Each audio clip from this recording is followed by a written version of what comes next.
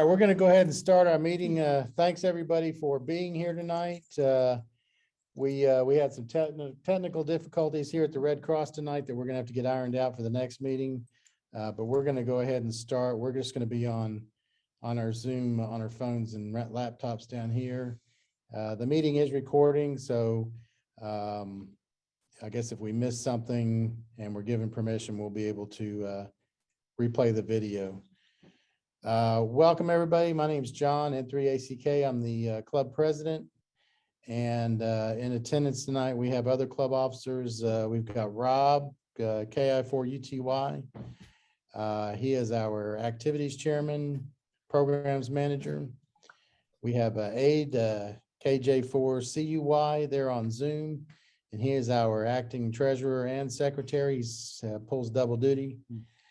And let's see, I don't see any of other officers on hand. So let me go ahead real quick. Steven Slider, if you can give us a quick update on the repeaters, please go ahead. Sure. So we again have been getting some interference, and I am pretty sure that we probably don't have enough separation between the transmit and the receive antenna. And I'm also looking at options at replacing and reconnecting what used to be the corner beams with omnidirectional antennas. So hopefully that'll increase our coverage to the east and west. And I'm looking at what we might be able to do is to, if we can get permission, put those antennas up where the corner beams are now and connect each of them to an RTL SDR and see what the noise floor looks like up there. Because if we're just going to add noise, then there's no point. But that's what I'm thinking of doing. And I think that's it. Okay. All right. So our trustee repeater committee, I'm sure will work on some of that for us and get back to us and let us know what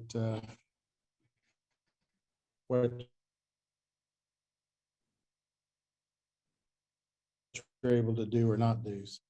So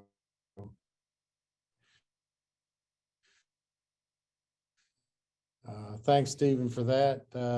Real quick, we've got the HamFest coming up in a couple weeks. There's a to our .ios group right now. There's an email that went out this morning with a sheet where you can go in and sign up for volunteer taking tickets at the front gate, helping with talk-in. We're going to have a special event station, so we're going to be needing people to help sign up to work the special event station. It is our 90th year, so we're going to have a 90th year special event station. We're also going to have a couple different antenna build projects going on during the day, and we'll need help with those also. So check that, go to .io, check your email for that, and there'll also be a link on the website here in the next day or two for that. And we're about done finalizing our forms, I think. We're finalizing to make sure we've got everything correct for the posting of the form list. So all this will be on the website here in the next day. So just kind of keep an eye out for that at atlantahamfest.com. And the volunteer list, please do check back often, because we'll be adding a few things here and there that we come up with that we're going to need help with. So if you don't feel like, if you have any questions about anything, you can contact somebody on the board. Contact us by putting our position like president at atlantaradioclub.org, treasurer at atlantaradioclub.org, and so on and so forth.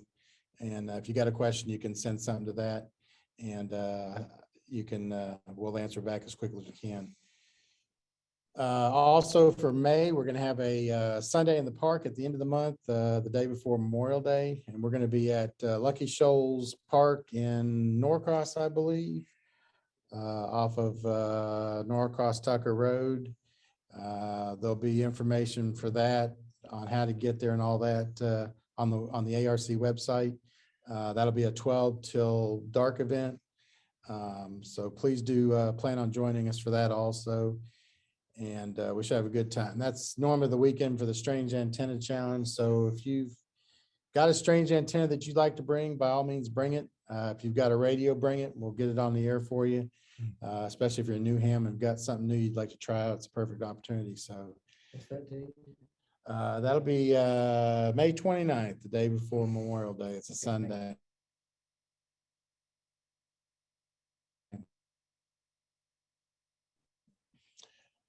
So I'm going to go ahead and, since we're already late into this, I'm going to go ahead and turn it over to our dash UTY to kick off our program for the evening. With his new haircut.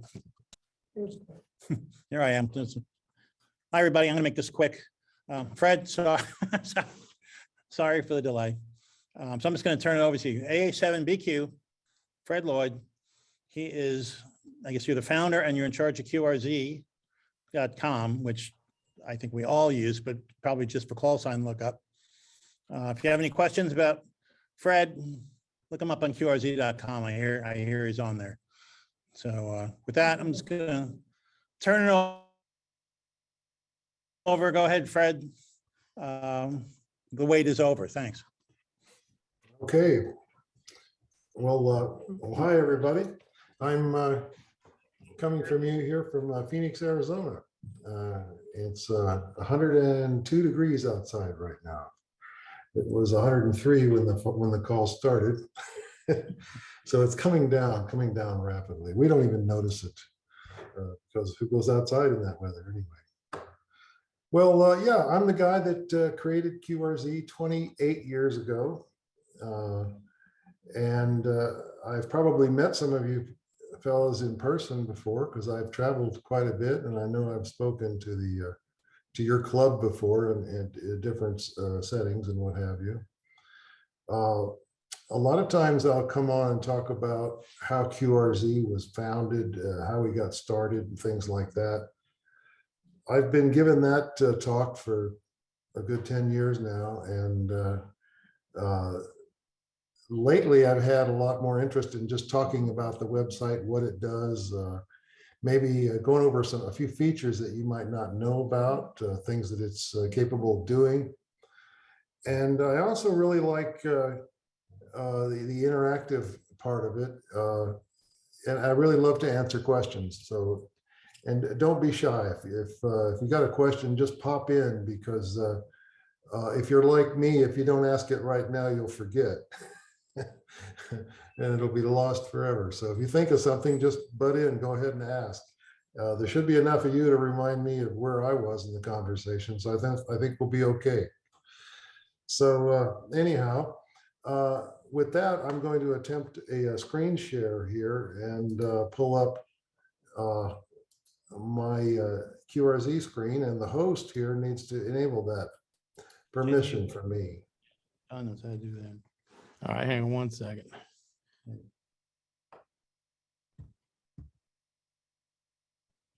So I'm scared. Let's see.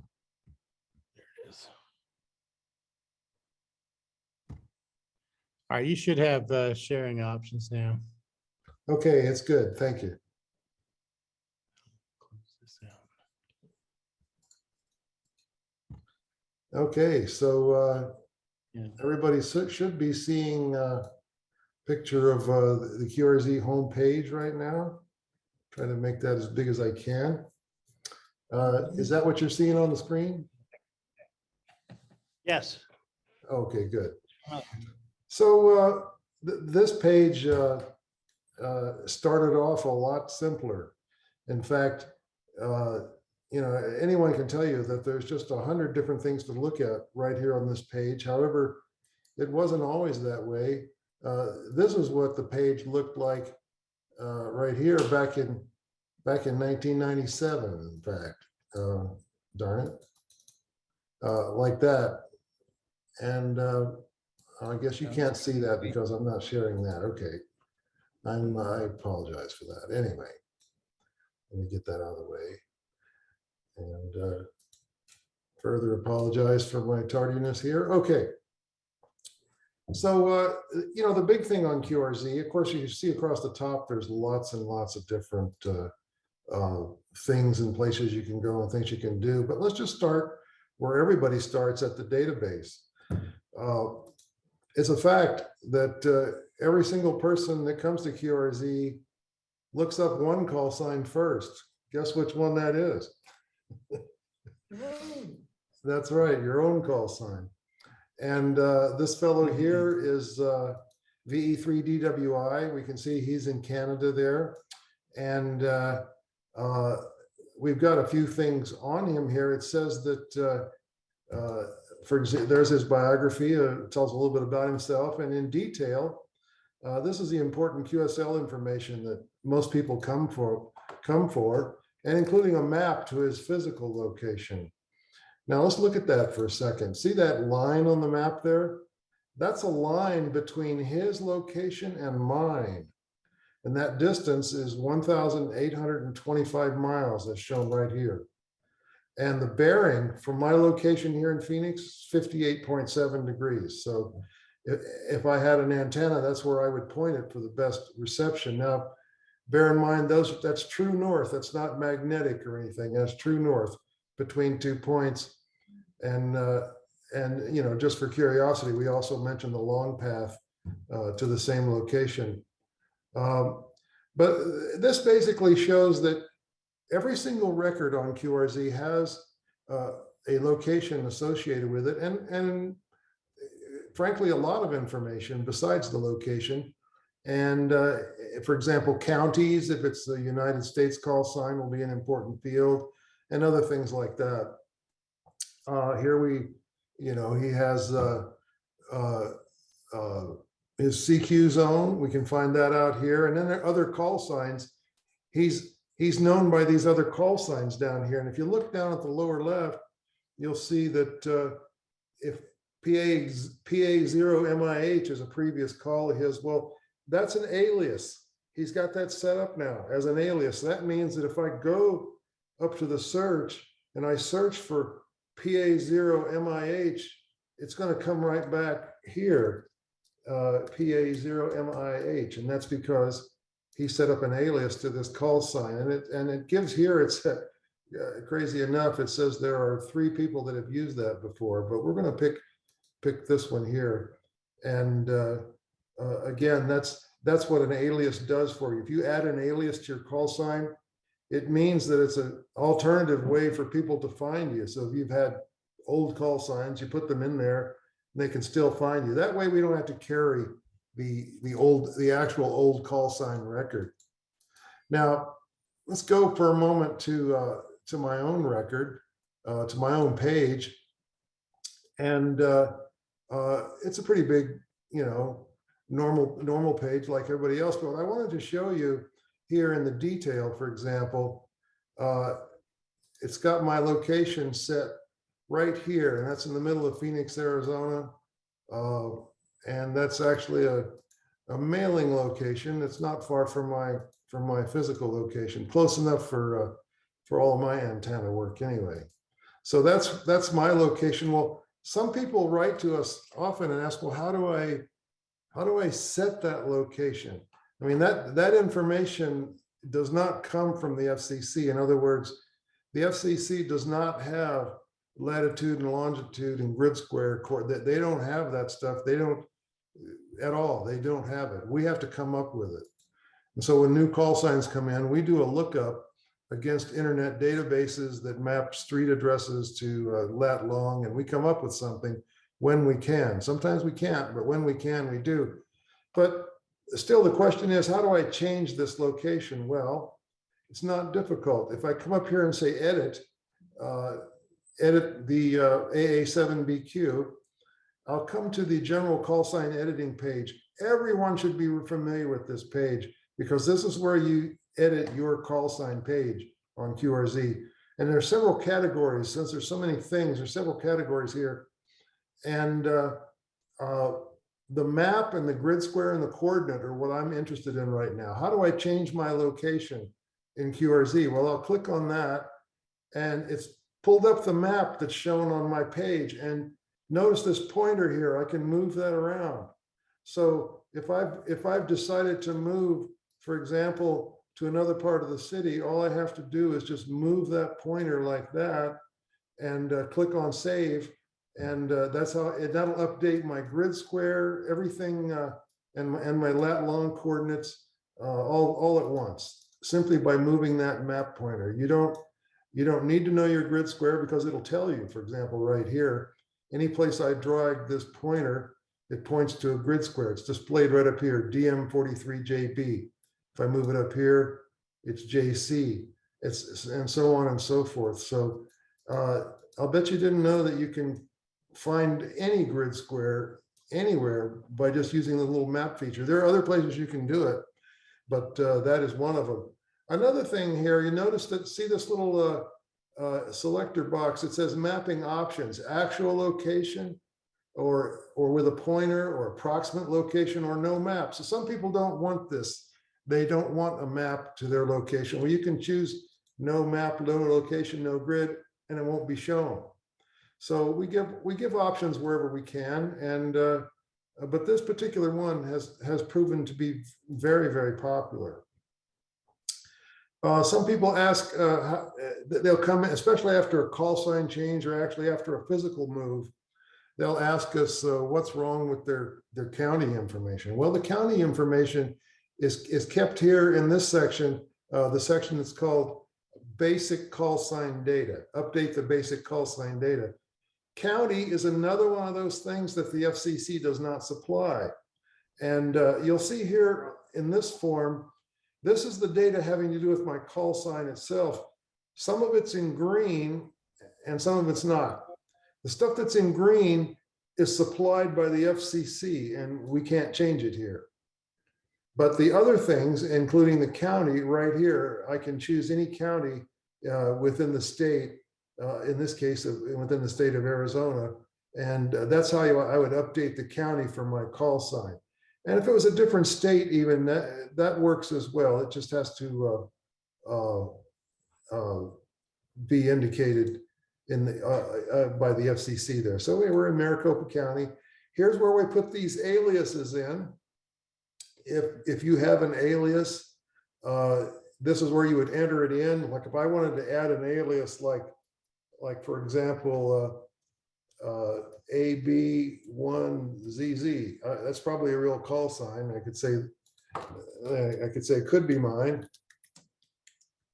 I could put that in there like that. That's just a note, right? That could be mine thing. And then when I save that, that's a part of my basic call sign data now. So it's in this list, AB1ZZ could be mine. Now, if anyone looks that up, let's see what happens. AB1ZZ, it says it came right here to my call sign. It says alias for AA7BQ is an alias. There's an alias for it. It's AB1ZZ. So that's how I did it. That's how I set up an alias. I'm going to go back real quick now and change it back because I am not AB1ZZ. I'll just come right here to basic call sign data, come down to this alias I created, check the delete right there. I want that gone and say save.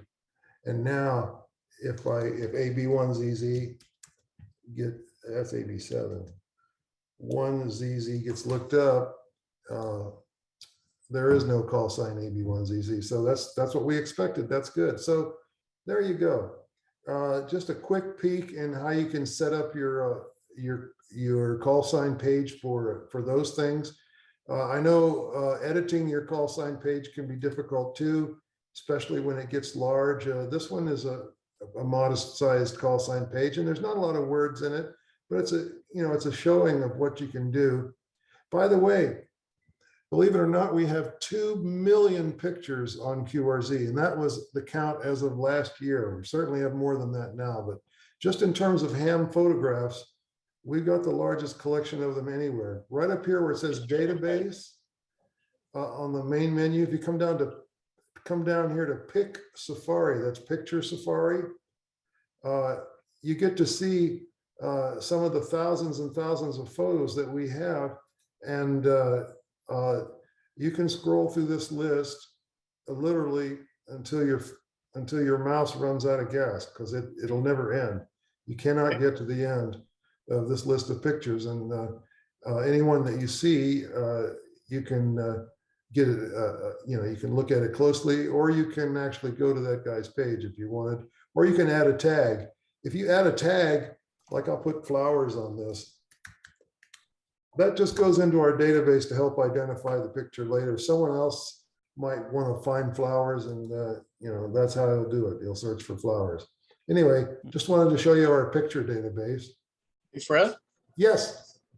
Okay, I registered with QRZ before I had my license, and so I am not registered as a ham member. So I would like to go in, I'm licensed now. I would like to go in and put in my call sign, but it tells me from the, it doesn't give me the edit option. And I go to the call sign manager's page and it says you're not registered as a ham member. What's your And so QRZ name? Ed Bevel. How do you, your login name? Ed Bevel, just like on my screen here. EDBEVILL. EDBEVILL.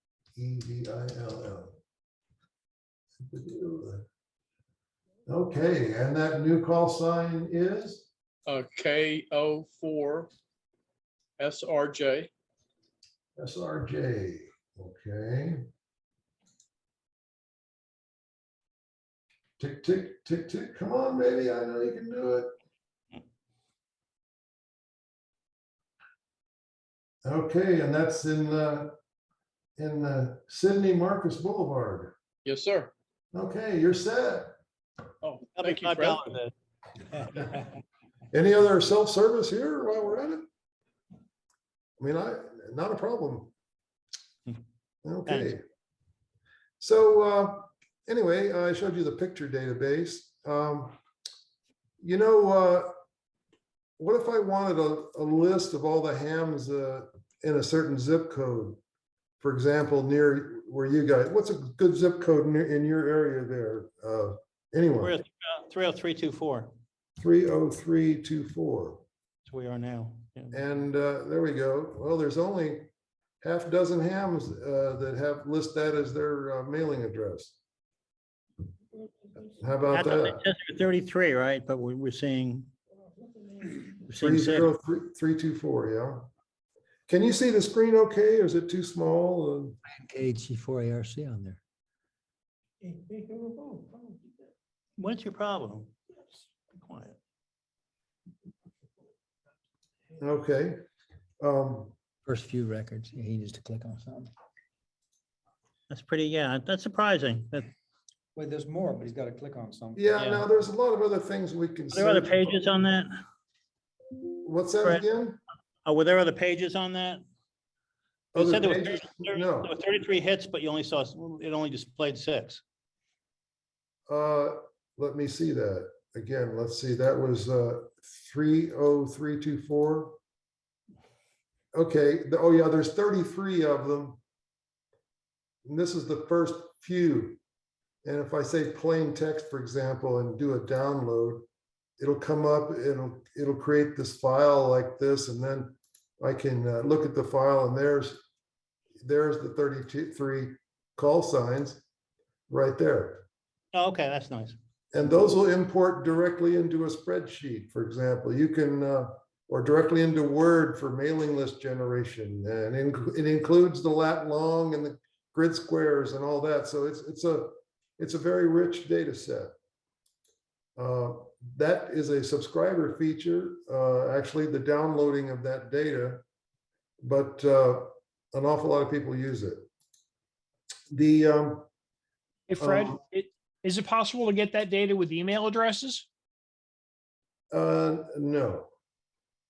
And the reason is that I've always made it a policy of QRZ since the start back in 1993, never to participate in the world of spam. And I have never once sent out an email to all my members, and I've never once let a list of email addresses out the door. I know that's sad that people who need it, but I totally get that. My thinking was for a club like ours, if we wanted to try and do something like message new hams and make them aware of the fact that we exist and they might want to check us out, we could do that through this kind of tool. So that was why I was asking. You just got to poke on each one of them, and build your own database. I believe the email is available. It is. If you use the XML interface, for example, you can get the data off of with the QSL list maker, and then if you look it up with XML, now this page is called XCheck. It's an XML database lookup that's direct. It's used for testing, but it actually works for anything. If you have a subscription, XCheck is a great thing because right here's the email address. And so that's the back doorway into getting the email address. Great, thank you. I've used it. If any of y'all are confused about, or if I talk too fast or, don't worry about it. Just drop me an email, AA7BQ at QRZ, and I'll answer your question. Not a problem. Fred, quick question. Yeah. You said the subscribers. So what are the levels of subscribing to your system? Subscriptions, let me see here.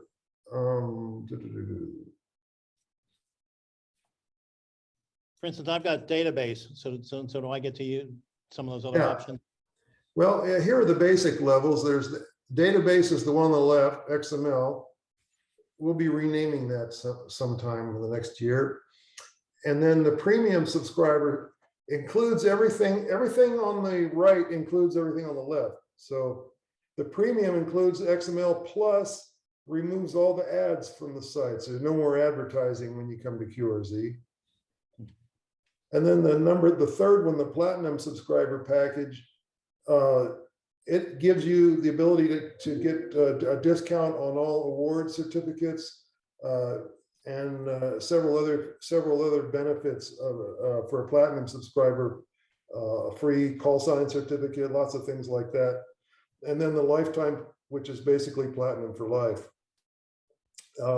We also offer a page design service for people that want a nice looking page. We have a really great web designer that'll flash it up. He does a great job, and so that's another thing we offer. Any questions about the subscriptions?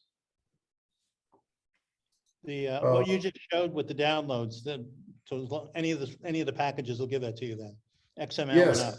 Any of these packages will give you the downloads of the subscription of those QSO lists. Yes. Great, thank you. Okay. The QRZ logbook is the second biggest thing that ever happened to QRZ. The biggest thing that ever happened to QRZ was in the early days when I first made it possible for hams to upload their own picture onto the site. That is essentially what got us going back in 1993. But here in about 20 years later, well, not quite 20 years later, we started the QRZ logbook. And right now the logbook is in its third edition. And it is I know. rapidly becoming one of the more important parts of the site. And that's because it includes everything, the call sign database, as well as an extensive user participation rate. We've got right now, and I checked this earlier, 500 million QSOs in our database. And we take on tens of thousands of new ones every day. Where's your server with how much space is all this taking? It's a lot less than you'd think. For example, the logbook, the main primary logbook database fits on a 1 terabyte drive. Back in the day, 1 terabyte was unimaginable. Now it's kind of not a big deal. But it's not as big though as one might think. We got more space probably in photographs. Yeah, I can see that. So this is the QRZ logbook. I don't know how many of you are using it, but I just wanted to show you a few of the things. The way you use it is if I'm going to have a conversation with Rob there, KI4UTY, I'll just type that in right here, KI4UTY, and click on Add QSO.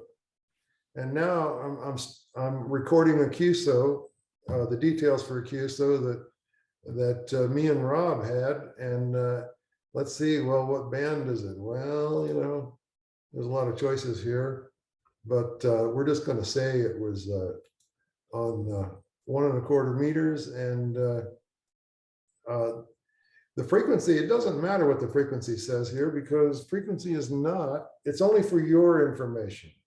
It's not for the awards. And then the mode, well, I doubt it was CW. Anyway, you fill out all these things, and as soon as you say save the record, there's a QSO record, and right there, you can see at the top of my list now a QSO that I had with Rob on 2 meters, and I'm sorry, not 2 meters, 220, and these little stars over here on the sides means that it's been confirmed.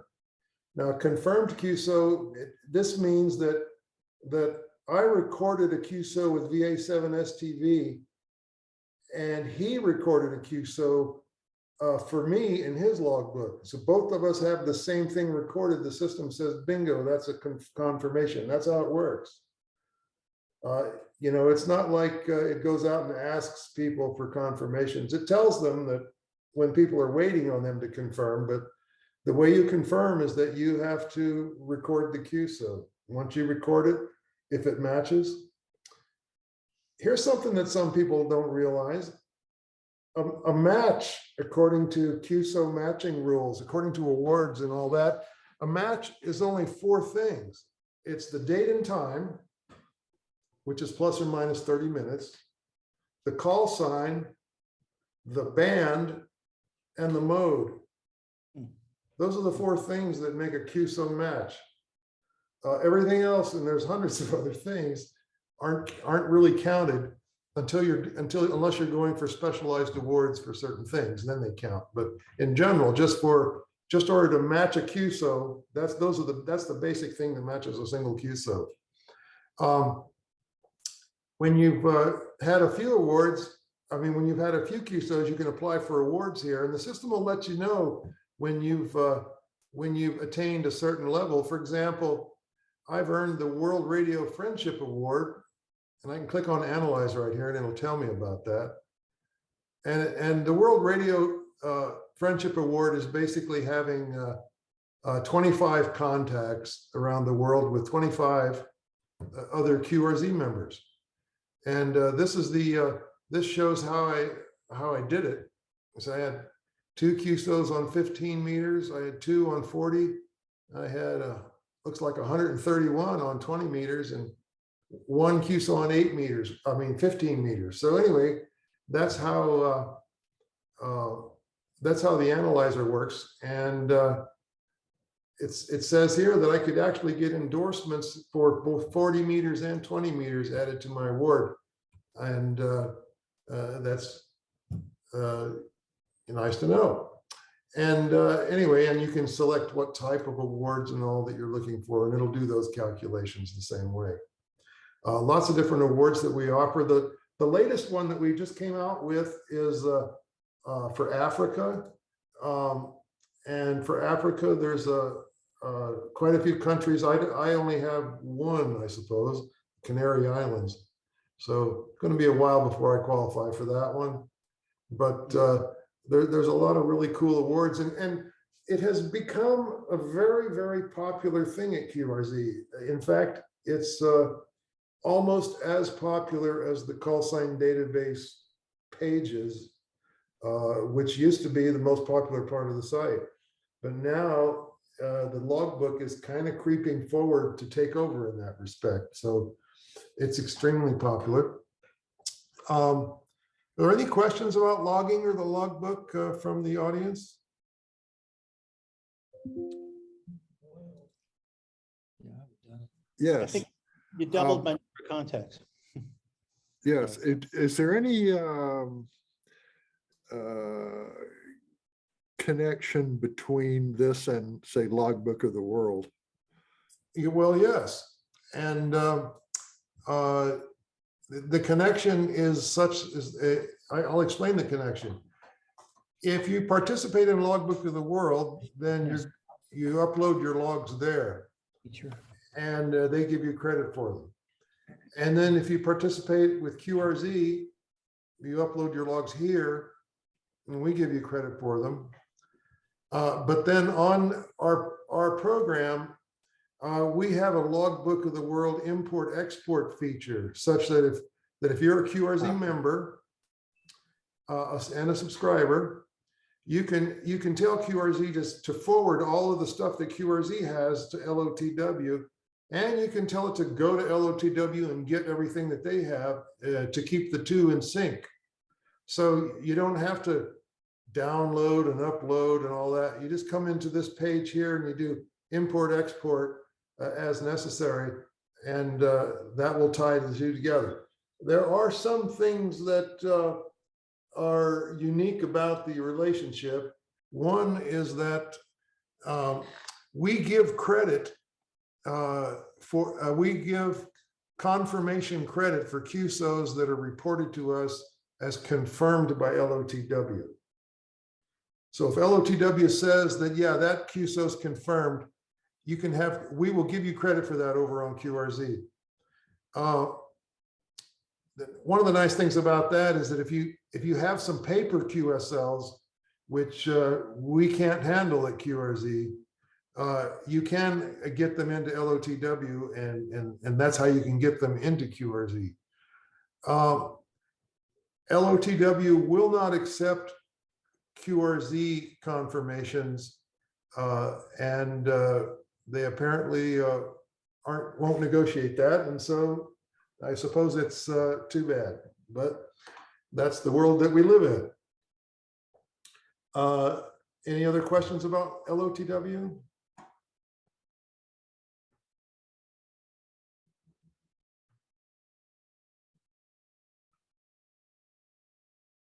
Okay, I didn't hear your head shaking, no, but I think it was.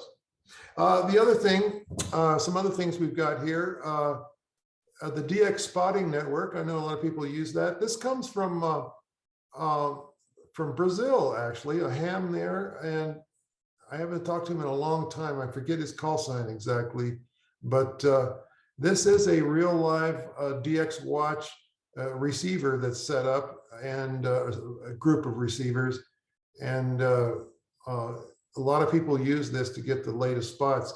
I didn't know how popular it was until it broke down on the Brazilian end.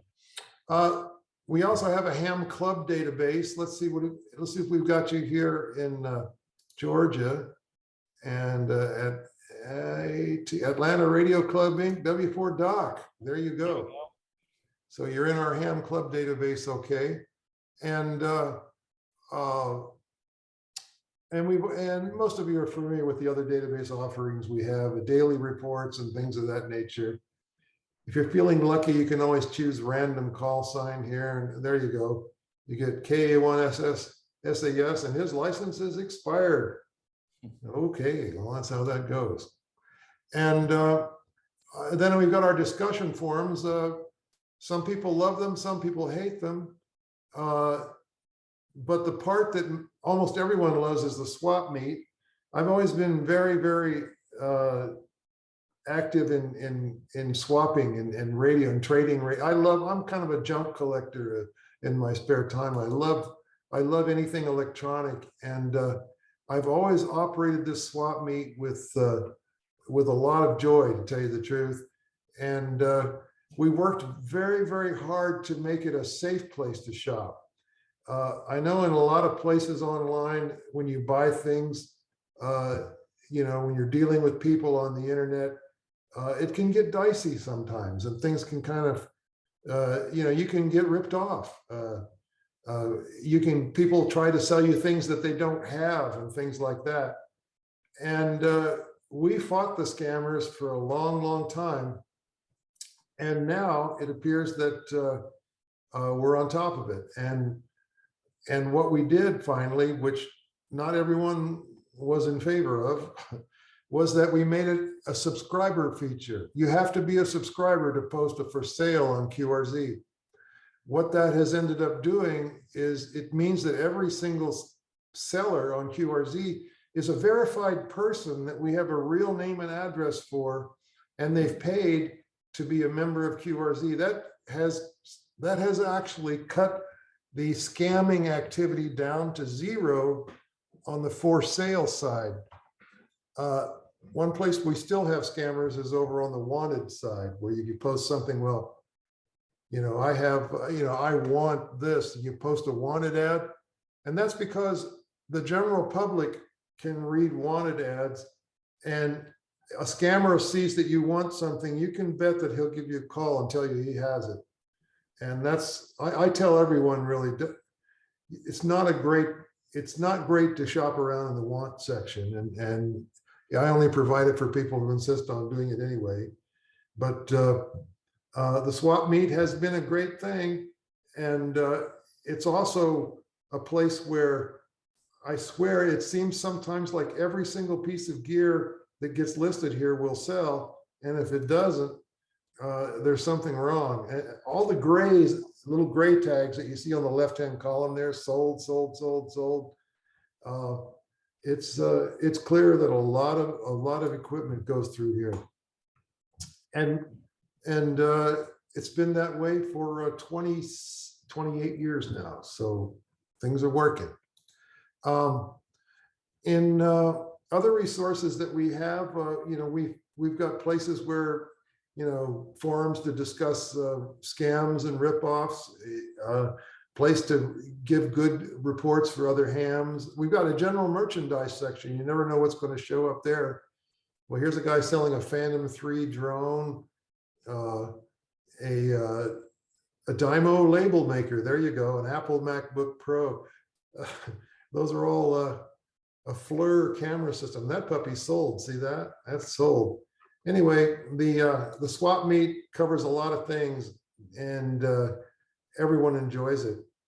So let's see. I don't know how long I've been going now, but I'll take a quick break here for a drink and let anyone else chime in. Well, somebody say something. Someone's got to have a question out there, or here on our side.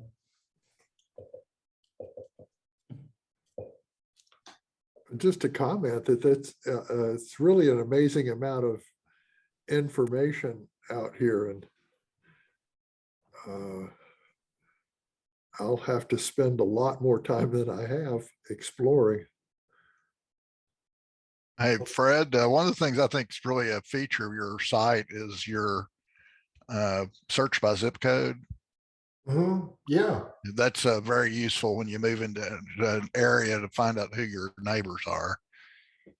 And it shows it on the maps. It's but a lot of people are not aware of that, I don't think. That is a pretty cool thing. I showed you this database search. I showed you this search thing we called the list maker. That's for creating a mailing list.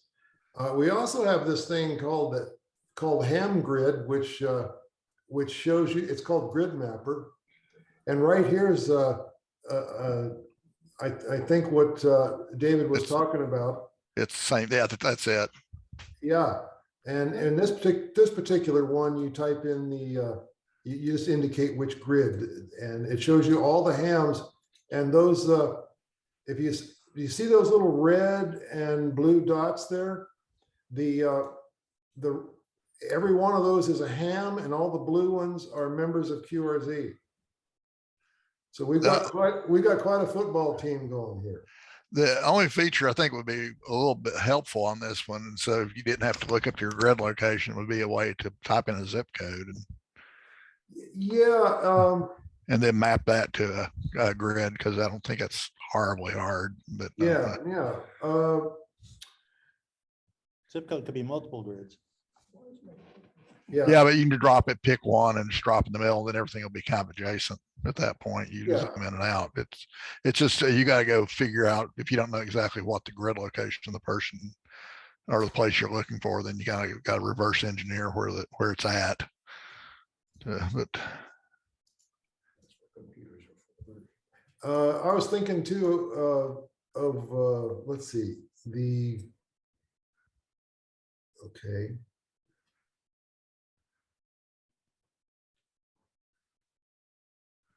The DX Country Atlas.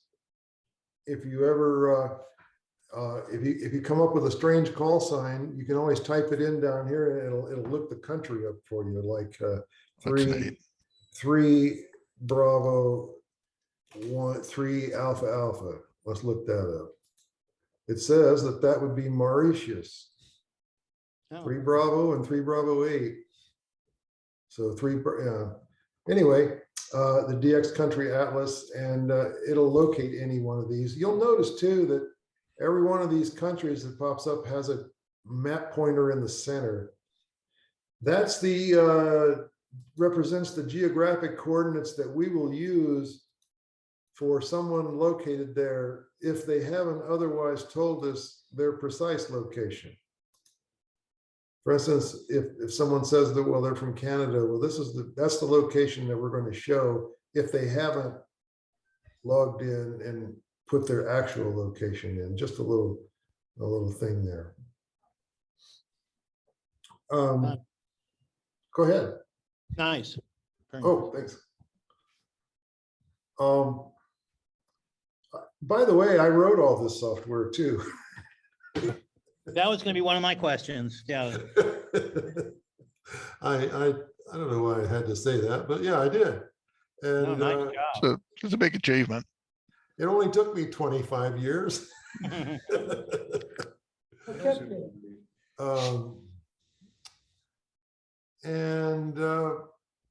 Well, what else can we do? Oh, the database. Yeah, I was thinking of something with the database now. And it's just skipping my mind, but I'm sure it'll come back here directly. But yeah, how you can find people that are in a certain area, that's always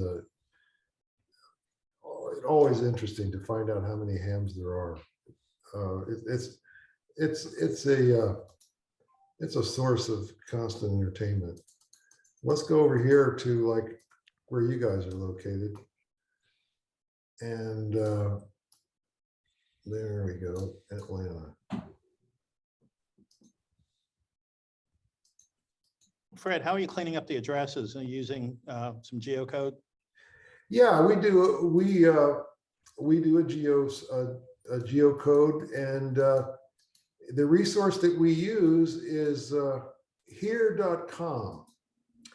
And here.com is, I believe, they're kind of owned by Nokia, I kind of think. Looks like most of the hams are right there in the center of the city. They're inside the beltway there. I'm just clicking on a lot of. Yeah, it's a good amount. Most are north of I-20. Yeah. But there's quite a few listed right there. Every one of them too is identified. You can hover over it and and go right to that call sign. Not a problem. You can find your own, by doing this. And just go to that guy, and there he is, Louis Williams. And if we go to detail over here and show the map, there it shows what the address indicated was his actual location, and it's quite detailed. Look, it even has a house. Thank you, Google, for that. And by the way, those little squares, those little gray squares in the map, those are actually accurate. Google has figured that out too. So don't worry about Big Brother. He's been here a long time. So, okay, well, I'm just here for questions now. Okay, I've got one. In the search box, in the query search box, Yes. it would be helpful if you could distinguish the difference between a call sign and a name, because if you put in the name and it doesn't find it, you get the call sign box again, and you got to click on name, and then you got to put the other name in. Yeah. If it read it, just If it's, like if stick an it's stuck asterisk with before that, the name search. yeah, if it's stuck with that type, it would be handy. I have to say, I've noticed that too. This particular type of name search is really, really cool. Like I could say Atlanta and George, and there are no results for that. Georgia, Impossible. Georgia. No, not, I know, I wanted a name like Fred Oh, Atlanta. I can't believe that doesn't come up with it. We beat them up. There's only one. in the whole city. Uh, A lot of them live in the suburbs. There you go. That was a Robert in Atlanta, and there's 42 matches right there. But when you're looking for people, and it does the same thing for call signs too. And you can do things with call signs like if you hear a partial call sign on the air, you can use the star. Like you can go, you heard a K1 alpha, and you couldn't hear the rest of it. I put K1 alpha star there, and this gives me every call sign that begins with K1 alpha. Or I could say if it was, maybe it was K6 Bravo Bravo star. Now I'll get every call sign that's K6 Bravo Bravo. So checking for SQL injection? Pardon me? You checking for SQL injection when they put in the? Oh yeah, absolutely. Yeah. Yeah. And anyway, powerful feature. And Can you put a leading star? yes. Yeah, I think you can. Let's see. Star DJS. BQ, BJS, star BJS. DJS, yeah. But yeah. There you go. Yep. There's all your BJSs. Okay. Some of the aliases. Yeah, that database search is pretty cool. Oh, no.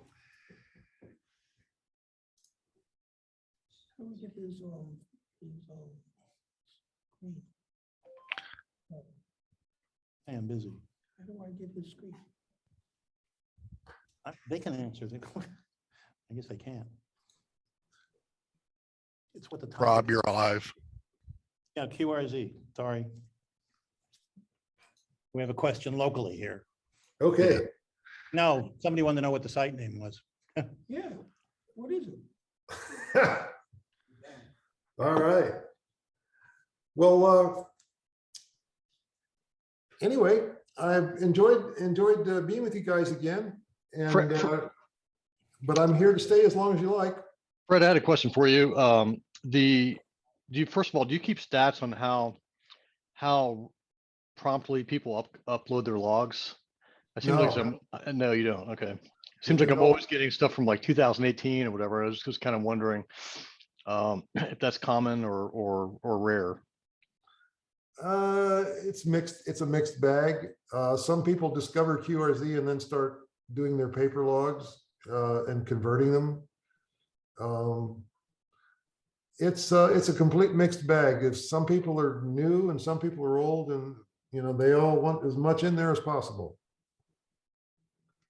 And another question I had is, how do you handle like the kind of special event one by one special event stations and stuff that kind of change over time? How do you kind of organize that? Or yeah, that's I'll try one here. N4 Charlie. Okay, that one came up. As we all know, special event calls are good for 2 weeks. So when someone comes to me and says, I'm going to be N4 Charlie next week or coming up, and I need control over the call sign, I will just give it to them with no questions asked. And believe it or not, that has not really caused any problem. Anytime someone has a 1x1, all they have to do is ask to be in charge of it, and we'll give it to them. By the same token, if you have one and it's long done, we'll take it away from you. You know, they move around a lot. Yeah, they're very active. I'm gonna, one more programming question, just since no one's gonna ask anything. I was curious, yeah, because there's a lot of code on here. I was just wondering what you wrote it in. The original site, I wrote in Perl. Perl, that's my favorite language. But it's become a dinosaur language, and now the people that I can hire don't know Perl, and so we're kind of going to PHP now. Oh, really? Okay, so it's like the whole LAMP thing. Yeah, but it is a LAMP stack, definitely. Yeah, Okay. Rob knows COBOL. He can help out. Yeah. Yeah, I know that voice. yeah, we can just get the old hams with COBOL. Well, Yeah. if I had to choose between COBOL and C++, I think I'd ask for a cyanide pill. You haven't lived till you tried object-oriented COBOL. Yeah, there you go. Yeah. Or Objective-C. Yeah, that's a thing. Mhm. Hey, Fred, I got a question. This is K4VTE, Tommy. Yep. On the logbook page, they got the little stars. I'm assuming the one that's circled are the ones that are confirmed. Because some are circled like with a green circle and some are not. The circle means that confirmation was used in an award. Okay. Another quick question, the incoming across the top on the logbook. Yeah. It seems like in the past, I normally on Logbook of the World, log everybody I talk to. And a lot of times in here, I'll go in here and there's 5 or 6 of them that's not in my logbook at all. It's like they're trying to confirm with me and I don't have them in my logbook whatsoever. And Yeah, I just reject them. Yeah, that's what you have to do. Yeah, some of them are yeah, it's gotten a little crazy, but I hear you. That's Okay, why we have the red button. I guess that's just normal. I was wanting to make sure. No, that is normal. Yeah. All right, thank you. You're welcome. Enjoyed it very much. Kind of along the same lines, I occasionally get these email messages from people who are asking me to log a web QSO, and if the email kind of feels like they're just going through everybody. Is that something that you see or you guys are aware of, or? Oh yeah, it's definitely something. Let me show it to you here. Right here, it's this 4th tab. This is web context. This is, I designed that it's a long time ago, and it was supposed to be just like a sort of like a like, you know, or just you just say hi and that's it. I mean, that is all there is to it. Hi there, and he gets to and then I'm in his list of people who have visited his page, and then I made the mistake of putting it up on a list here of top web contacts. And so now people are competing. And so if you're getting an email from somebody that says, please come to my page and sign my web contact, they're going to be one of these people. I got one today. Some of them are life members, and I have to be honest with you, when it's a life member, I kind of have to be nice to them. I am nice to everyone, but I would like to take the feature away, but as you can see here, it's kind of grown on its own, and it's an ugly little monster. Yeah, well, thanks. I didn't know why they were doing it. At least that kind of explains what they might be getting out of it. I thought maybe there was something else at work there, but that kind of clears that up. Yeah. And that's the, those numbers are the number of of web contacts that you've made or that have been made to you, or that Well, that you initiated or that were initiated again to your call. I go to my page and my page tells me I've had two, let's see, oh, I don't want my web log up here. I don't want to be bothered with it. So I went over here to my account page. That's right up here, account. And I scrolled down here and I said, no, I don't want the web log. And here, show the web contact on my account, you know, so I have it disabled. I'm going to enable it right now real quick, see what happens. And then go back to my page and refresh it. And now I still don't have any. Maybe I've had it turned off such a long time. But the answer is, yeah, the number is how many there are in that, under that tab. That is the correct answer. Oh, here it is. Show the web contact. I thought I clicked that. Save page display options. I should have done that. And now back to the AA7BQ page. And there's I got 319 of them. There are all my dearest friends. Popular. And I can see what they said. No, I can't. They're gone. Some of them have left. Anyhow, just a little howdy thing. Fred, any new features coming up? We're still working on improving the logbook and its ability to sort things out. It's an extremely complicated thing when you're dealing with so many logbook. I mean, we've got 100,000 logbooks and 500 million QSO. And a lot of people don't know what they're doing. And I can't really blame them because it's not everything is intuitive. It's hard to make something intuitive that's basically a concept to begin with. And so educating the customers is what we have to do, and that in 15 foreign languages sometimes. People don't understand, for example, one of the key concepts of the logbook is that every logbook has a start date and an end date. And the start date should be the day that you got your license, and the end date should be the last day that you expect to have your license, or like, 2020 or 2030 out in the future, some way out in the future. But a lot of people can't understand that, and they want to create a second logbook, and but they want the dates to overlap, and that doesn't work in the system. The system is, every logbook in the system has a call sign and a specific start and end date. That's what keeps everything separated into pigeonholes. And that is something that we're trying to write documentation for. But again, it's really difficult considering all the languages that we have to support. But the vast majority of them are English speaking. And so we should address that in the coming year. I don't have much though in terms of other new things coming along. But I'm always, my ears are always open for great new ideas. So if you have any, please send me an email, AA7BQ@QRZ.com. I love hearing from everyone, and I answer every email. So I really do pay attention.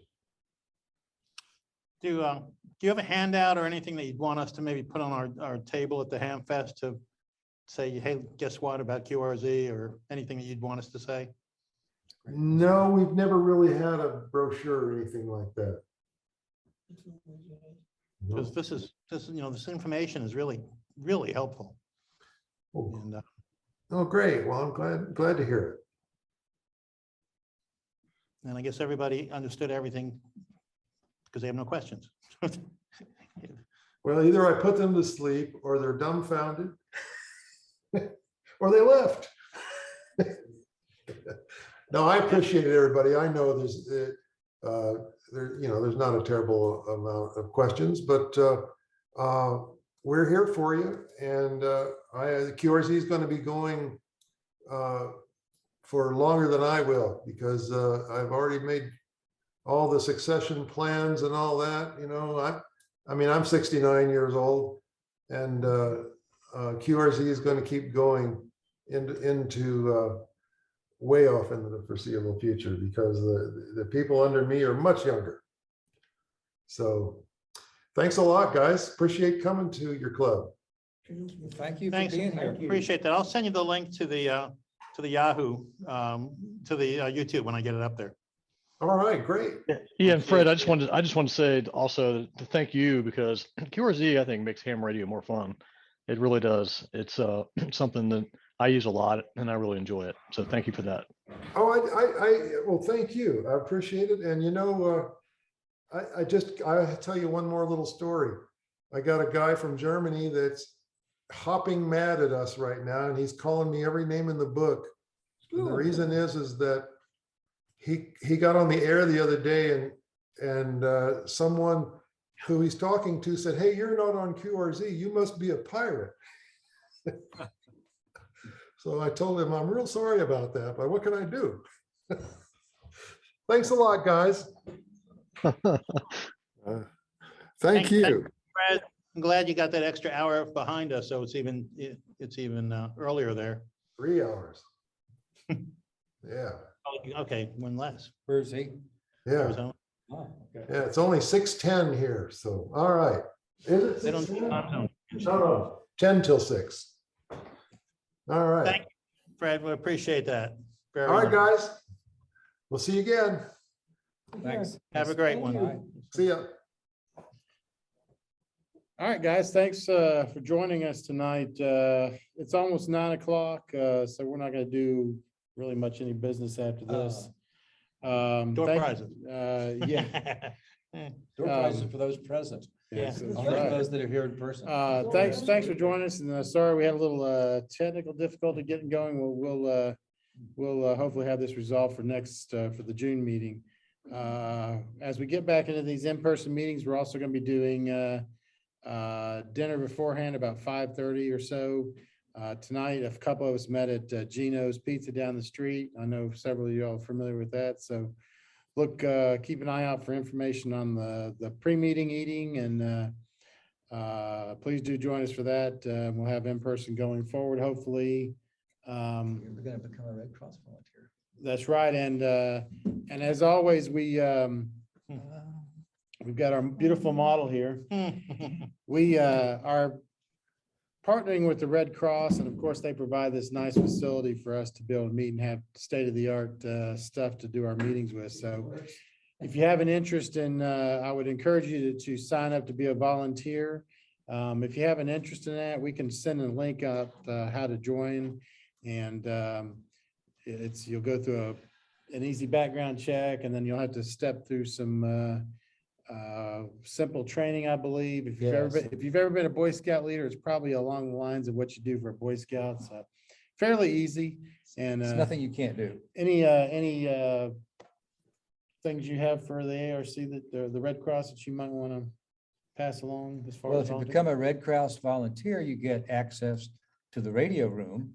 And in the radio room, we have a really nice Kenwood TS590 and a good OCF antenna on the roof of this building, which is two-story building on top of a hill. So it's a great prospect point. And we also have an ICOM ID 5100 dual band radio with D-Star. So if you wanted to come down and operate because you're a new ham, maybe you don't have a good rig yet, or you're in an antenna challenged place, let me know, and we'll see what we can work out. If you're a volunteer, you can just come on in. I'll show you how to do it. All right, so volunteering comes with its benefits, yeah. So you have access to the building and access to the radio station in the basement. There you So go. You just leave a pint of blood and then. yeah, And you get to give blood. that's right. So I encourage you to consider becoming a volunteer. We kind of set ourselves up as communication volunteers in a way. So you get to kind of pick and choose your your volunteer assignments. It's not like if you sign up. Services technology. Yeah, disaster services technology. So DST. if you sign up, it's not like you're going to be required to meet at the Red Cross once a week and do a bunch of other things. It's a starting point, and then you can go in and kind of pick volunteer stuff. So I encourage you to certainly do that. If you have an interest in that, hit us at president at AtlantaRadioClub.org, and I'll get you a link for how to sign up for that. And I hope that we'll get some folks here at the ARC, the Atlanta Radio Club, joining the ARC, the American Red Cross. So anybody have any, also, if you haven't renewed your dues, please do so. You can find information for that on the website. The money that we get from membership dues helps support our repeaters and activities. So we could always use a little extra money if you haven't had a chance to renew yet. So any other items from any of the other board members? Aid, Rob, Bill Perkins. All right, yeah, like I said, don't forget, Hamfest is coming up. So if you're going to be attending a weekly net or something like that, whether it's the Wednesday night internet linking system here in the Southeast, or a weekly 10-meter net, please consider getting on there and just giving a little shout out about the Atlanta Hamfest coming up June 4th, 8 to 3 on Saturday at Jim R. Miller Park. We got a brand new building. If you didn't know, nice 30,000 square foot convention facility. It's one of the newest in the city. So please do join us with volunteering and filling out that volunteer sheet. If anybody have any other questions or comments or suggestions for the board? I had a quick little question. This presentation, are y'all gonna have a recording, maybe put on your website so I can share it with some other hands? Yes, we have a YouTube page. And are you a member of the IO group? No, I'm a member in Silver Common Club in Paulding County. Okay. Well, there's links on our webpage. If you go to AtlantaRadioClub.org and scan down, there's links to the different programs that we've had in the past. Okay. And this one certainly will be joining that they usually get it up within a couple of days. So check back over the next week. And It'll be on the front page of the website. It'll Yeah. talk about the meeting, and then it'll have the video link. So Right. you can Right. do it. And Yeah, let everybody see it. Yeah, because it was good. Yeah, appreciate it. One of the VEs in our club up here did some testing tonight, and he said, I'd definitely like to see. He said, if you find out if it's linked somewhere, send me the link. So there you go. appreciate it. Huh? No problem. Thanks for being with us tonight. Yeah, thank Any you. other comments, suggestions, questions? All right. If not, everybody have a good evening, and we're going to sign off from here. And please do join us this same time next month, June 4th. Well, June 4th for the Hamfest, and I think we've got a meeting scheduled for June 2nd, Thursday night, same time, same bat channel. So any other information on activities on the club, just check out our website, AtlantaRadioClub.org, and you'll find all that you need to know there. Thanks for being with us tonight, and I thank my small crew here, and we had a good time, and y'all have a good evening. Good night, everybody. All right, 73. Good meeting. Thanks.